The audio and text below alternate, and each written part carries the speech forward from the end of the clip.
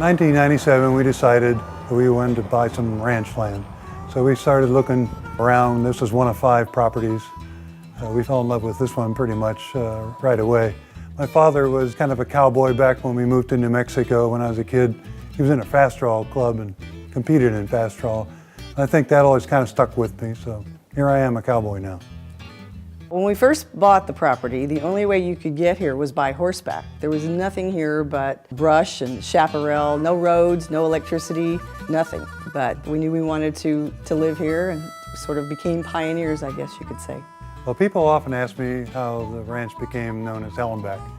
Well, when we lived in the San Diego country estates, we had horses, and we would always go right in on the weekend. Paula would always ask me, where are we going? And I never knew, so I just said, we're going to Hellanback. By the time we bought the ranch, there was only one way to get here, and that was by horseback. So when Paul asked me, what should we name the ranch? I said, well, I guess we are here at Hellanback. When I first met John a long time ago in South Florida, I was the cosmopolitan girl.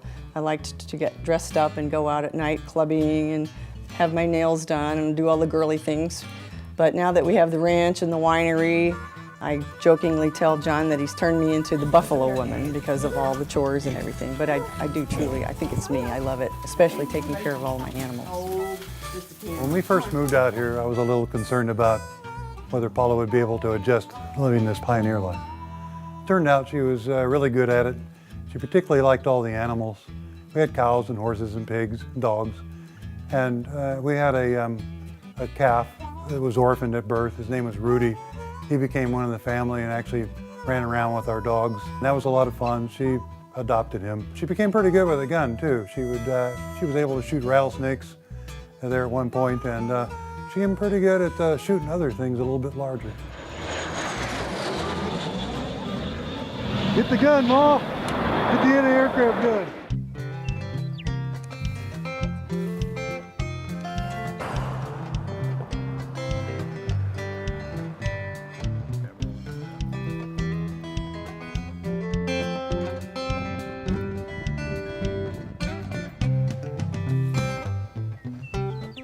Ramona has a long history of making wine. Ramona used to be called Nuevo, and clear back then, people were making wine up here and shipping it down to San Diego. In more recent years, the industry's picked up again, and in 2006, the Ramona area was designated as an American Viticultural Area. That's very exciting because we can grow very good wine grapes down here. And in fact, in the last several years, the wine industry has really started to grow. Where we started out with 1 tasting room here in Ramona, we now have 22 bonded wineries. And we think that that's pretty exciting. We're looking forward to growing in the future. When we first bought the ranch, our idea was to raise cattle, and we did for quite a few years. We had some friends that introduced us some people that were growing wine grapes and making wine. And that's kind of how I got introduced to it. I really hadn't set out to make wine or be a winemaker, but I was making some pretty good wine, and so I decided I should make wine for myself. I decided to do it commercially eventually when people started telling me the wine was pretty great.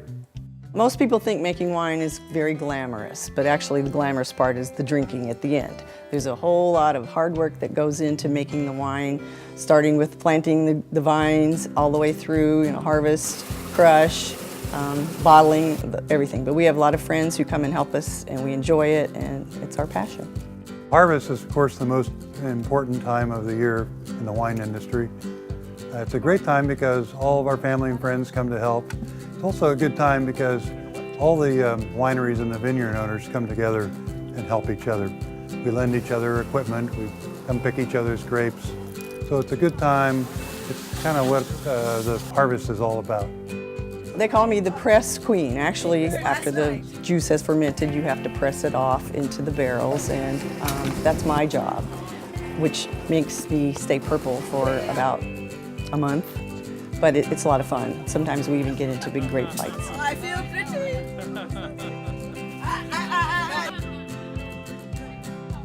After the crush and after the press, the new wine goes into settling tanks and then quickly goes into barrels. I use 2 types of barrels, both American and French. So it spends a certain amount of time in the American barrels, and then I move it to the French barrels. And during that time, I'm also testing the wine to make sure that it's okay, no off flavors or odors. I also have to top the barrels every few weeks. And part of the winemaking process is just testing the wine, tasting to make sure that things aren't going wrong.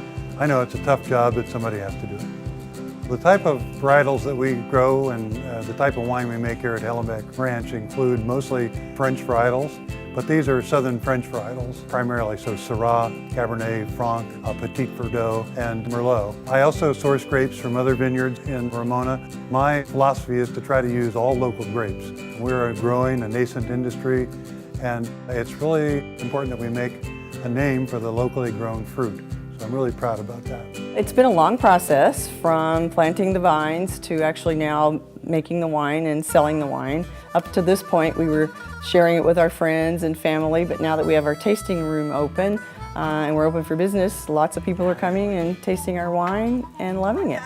Now it's ready to sell, and I can't wait for people to come in and try it, see how they like it.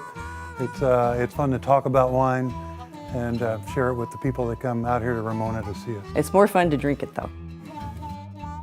All of the wines at Hellanback Ranch are handcrafted. We pay attention to every detail, from the vine to the wine, from the grape to the glass. We make good wine. We think we make outstanding wine. In fact, we've won some awards for our wine. Many of our friends in the business out here have won awards for their wine. And that's important because good wine will bring the people up here. Since the industry is so new, we think that if you make good wine, they will come. So the question is, are you willing to go to Hellanback to get a great bottle of wine?